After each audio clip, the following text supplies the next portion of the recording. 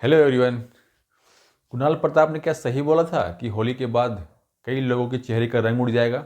ऐसा तो लगता है कि सही बोला था उसने, या फिर गलत बोला था भाई। तो एक एएसओ लेवल का अधिकारी इस तरह से बयान खुलेआम करेगा? ये भी तो गलत बात है। यदि गलत बयान करेगा, ये भी तो गलत बात है। यदि ये गलत बयान कर रहा है तो सरकार इसको अरेस्ट क्यों नहीं करती? सरकार को खुला चैलेंज कर रहा है, वीडियो बना करके खुला चैलेंज कर रहा है कि हमारे पास एक दिन पहले वीडियो मतलब उसका क्वेश्चन पेपर आ गया था और उसने एक सरकारी अधिकारी को फॉरवर्ड किया है। तो ऐसे में उसके पास पुख्ती सबूत है। जब इतनी पुख्ती सबूत उसके पास है तो फिर वो किस पहले क्यों नहीं सामने आया? लोग सवाल उठा रहे हैं कि पहले सामने क्यों नहीं आया। तो हम बोल सकते हैं भाई वो पहले सामने इसलिए नहीं आया होगा क्योंकि उसके ऊपर दबाव होगा। सरकारी अधिकारी या सरकार का आदमी है वो, उसके ऊपर दबाव होगा। इस बात से भी हम नहीं नकार सकते हैं कि उसके ऊपर दबाव होगा, इसीलिए वो सामने नहीं आया होगा। वो सोच रहा होगा कि मेरे बगैर ही काम हो जाएगा, तो हमें जाने की क्या ज़रूरत है, सामने फेस पे आने की क्या ज़रूरत है। हम सरकार का आदमी है, हमारे ऊपर आरोप लग जाएगा, केस हो जाएगा, तो फिर हमारी नौकरी को खतरा है। ये बातें हो सकती है। देखो, संभावनाएं सस्पेंस के आधार पर कुछ भी कर सकते हैं हम। आप एक पक्ष में बात नहीं कर सकते, आपको दोनों पक्ष में बात करना पड़ेगा, दोनों पक्ष में लेना पड़ेगा। लेकिन पल्ला किधर भारी है ये अलग की बात है। ये आप पल्ला किधर भारी है ये अलग की बात है। पल्ला किधर भारी हो सकता है बताओ, तुम डिसाइड करो। पल्ला किधर भारी हो सकता है जब एक अधिकारी खुलेआम चैलेंज कर रहा है, ठीक है। उसके बाद सरकार ने कई सारे कानून बना के रखी है, सरकार ने कई सारे कानून बना के रखी है जिसके तहत क्वेश्चन लीकेज का अफवाह फैलाने वालों के ऊपर कई धाराएं लगा करके उसको नॉन अवेलेबल धाराएं के साथ अरेस्ट करेगी, तो उनको बेल भी नहीं मिलेगा। तो फिर सरकार की जो वो कानून है बनाई हुई है वो कब काम आएगी? अभी चाहिए कि वो उस कानून का उपयोग करती। यदि उनकी जो भी कॉल हिस्ट्री है, उनकी जो भी रिकॉर्ड है, उनके पास जो भी वो बात कर रहे हैं कि उनके पास आए थे क्वेश्चंस और उसने उसको फॉरवर्ड किया है, उसकी जांच तो एक दिन में हो जाएगी। उसकी जांच एक दिन में हो सकती है। और उसकी जांच करके यदि वो गलत पाया जाता है तो उसके जेल के अंदर होनी चाहिए। उसके ऊपर वो सारी नॉन अवेलेबल धाराएं लगनी चाहिए जो सरकार ने बनाई थी।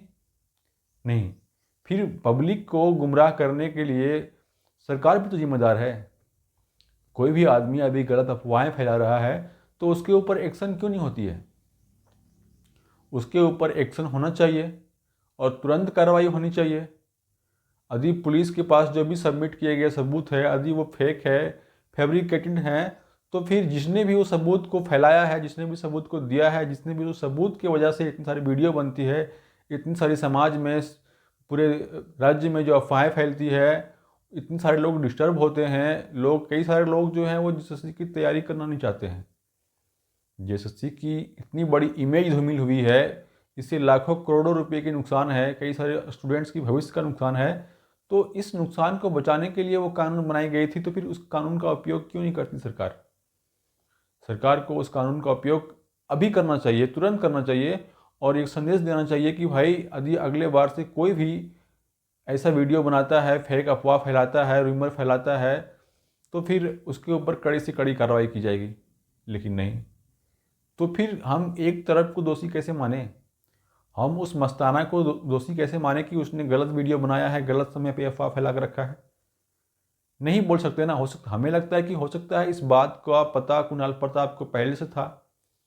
कुणाल प्रताप का उससे हो सकती है पहले से बातचीत हो रही होगी, इसीलिए उसने अपने 2-3 दिन के पहले की वीडियो में उसको देखेगा बोला है कि होली के बाद कई लोगों के चेहरे का उड़ने वाला है रंग।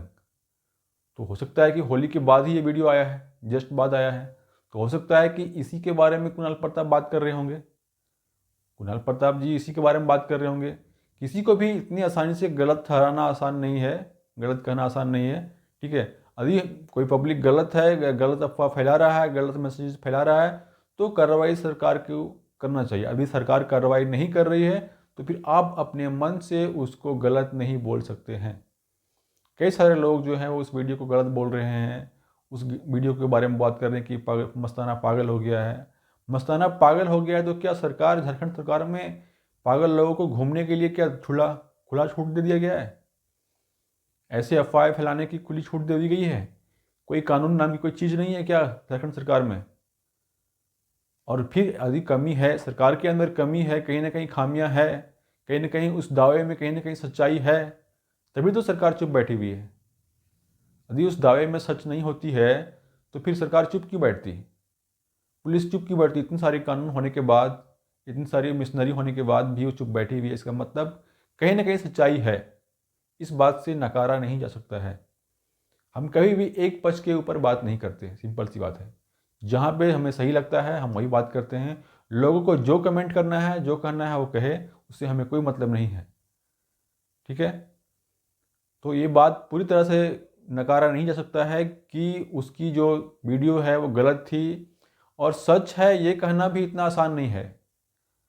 सच है ये भी कहना इतना आसान नहीं है कि वो वीडियो सच है। लोग सवाल उठाएंगे ही, यदि सच है वो उसके पास ये सारी सबूतें थी तो फिर वो पहले सामने क्यों नहीं आया? वो एक टीचर भी तो था, वो भी एक एएसओ अधिकारी के साथ साथ एक टीचर भी हैं। तो उन्हें अपने स्टूडेंट को साथ देने के लिए, एक टीचर का धर्म निभाने के लिए उसे पहले सामने आना चाहिए था। उसे पहले सामने क्यों नहीं आया?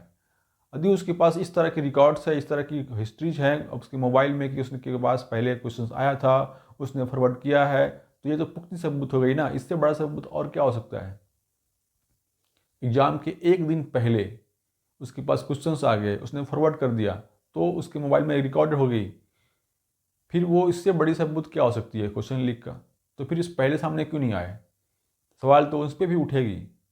तो सवाल दोनों पे उठेगी। जब तक उसके ऊपर कार्रवाई नहीं होती है तब तक सरकार के ऊपर सवाल उठेगी कि हो सकता है वो सही है। यदि कार्रवाई हो जाती है, उसके ऊपर पुलिस की कार्रवाई हो जाती है कि उसने गलत अफवाह फैला रखा है, तभी हम मानेंगे कि वो आदमी जो है वो गलत बोल रहा था। और कार्रवाई नहीं होती है तो हम ये बात नहीं बोल सकते हैं कि वो गलत था या गलत अफवाह फैला रखा है। उसमें सच्चाई हो सकती है। इस बात का डिस्कशन हाईकोर्ट में 26 मार्च को होगी या नहीं होगी, ये वकील पर डिपेंड करता है। वकील के पास अभी पहले से इनफ सबूत होंगे तो उसकी ज़रूरत नहीं है इस तरह की बातें को बीच में घुसाने की।